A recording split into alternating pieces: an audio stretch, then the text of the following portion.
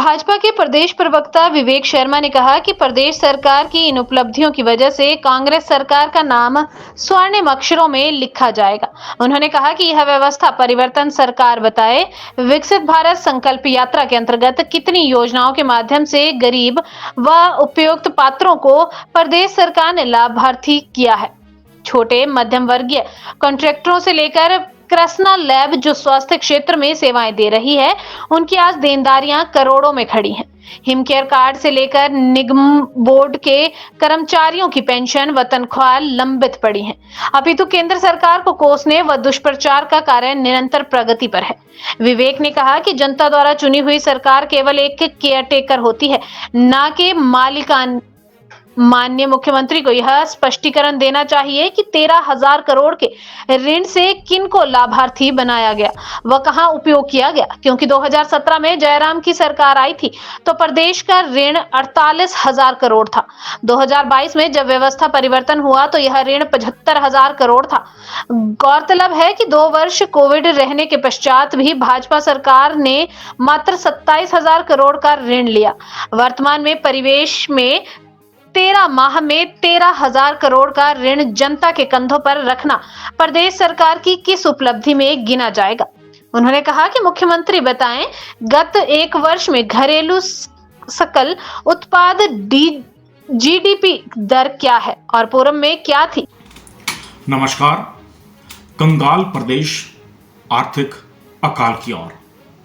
प्रतिमाह लोन लेकर केंद्र सरकार को कोसने वाली हिमाचल सरकार के मुख्यमंत्री 13 माह में 13,000 करोड़ आम जन के विश्वास को उधार रख लोन ले चुके हैं। ये उनकी उपलब्धियों में स्वर्णमय अक्षरों में लिखा जाएगा।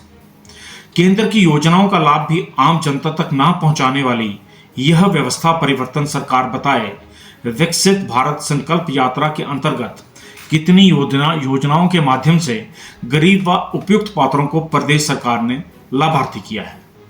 छोटे मध्यवर्गीय कॉन्ट्रैक्टरों से लेकर के कृष्णा लैब जो स्वास्थ्य क्षेत्र में सेवाएं दे रही है, कॉन्ट्रैक्ट आधारित कंपनी की आज देनदारी करोड़ों में खड़ी है। हिमकेयर कार्ड से लेकर निगमों बोर्डों के कर्मचारियों की पेंशन व तनख्वाहें लंबित पड़ी हैं। अपितु केंद्र सरकार को कोसने व दुष्प्रचार का कार्य निरंतर प्रगति पर है। जनता द्वारा चुनी हुई सरकार केवल एक केयरटेकर होती है, ना कि मालिक।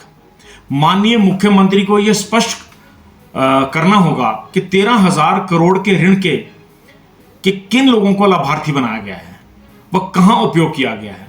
क्योंकि 2017 में जब माननीय जयराम जी की सरकार आई थी तो प्रदेश का ऋण था 48,000 करोड़। 2022 में जब व्यवस्था परिवर्तन हुआ तो यह ऋण था 75,000 करोड़। गत 2 वर्ष कोविड काल रहने के पश्चात भी भाजपा सरकार ने केवल 27,000 करोड़ का ऋण लिया। वर्तमान परिवेश में 13 माह में 13,000 करोड़ का ऋण जनता के कंधों पर रखा गया है। यह किस उपलब्धि में गिना जाएगा। मुख्यमंत्री ने बताया कि गत 1 वर्ष में घरेलू सकल उत्पाद जीडीपी की दर क्या है, वह पूर्व में क्या थी। औद्योगिक इकाइयों से लेकर के अन्य प्रगति कार्य सब निलंबित व पलायन की स्थिति में है। हिमाचल प्रदेश की वर्तमान व्यवस्था प्रदेश का स्वाभिमान ही समाप्त कर दिया है। वह एक सहयोग राशि पर चलने वाला प्रांत स्थापित कर दिया है। यह कैसा व्यवस्था परिवर्तन है। ना प्रगति, ना उन्नति, ना संसाधन, बस सदैव सहयोग की अपेक्षा व आलोचना प्रदेश सरकार का सिद्धांत हो गया है। ऐसे में नैतिकता के आधार पर इस सरकार को अब त्याग पत्र दे देना चाहिए। केंद्र सरकार को कोसना, आप प्रदेश की जनता को मूर्ख नहीं बना सकते। आपको अपनी विफलताओं का सामना करना ही पड़ेगा। नमस्कार।